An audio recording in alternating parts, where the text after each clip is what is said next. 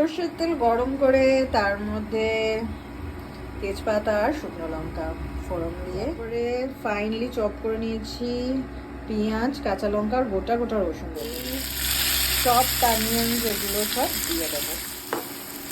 তো এবার কিছুক্ষণ ফ্রাই হবে, আমি কভার করে ফ্রাই করব।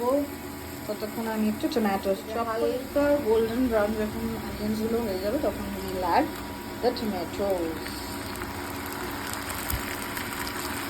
অ্যাড করিনি তাই এবারে অ্যাড করবো সল্ট, হলুদ গুঁড়ো and on the other side আমরা শো স্টপারকে একটু ম্যারিনেট করে দেবো নুন আর হলুদ দিয়ে।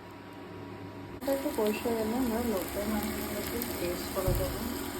সেটা এমনি করে পেস্ট করবো, সেটা পরে মাঝখানে যে একটা বোন আছে সেটা বারবার পেস্ট করে দিয়েছি। এবার এর থেকে অনেক জল ছাড়বে, যে একটু জল ছেড়েছে এরপরে মাঝে থেকে একটু কাঁটা আছে ওটা বের করে নেবো। কাঁটা বের করে দেওয়ার পর ভালো করে মিক্স করতে হবে। বেশি করে আরও গার্লিক দিয়ে দিলাম, ভালো করে ধনে পাতা দিয়ে দিলাম, চপ গরম মশলা রিফাইন করার জন্য একটুখানি চিনি 10 মিনিট। আমাদের লটে ঝুড়ি তৈরি।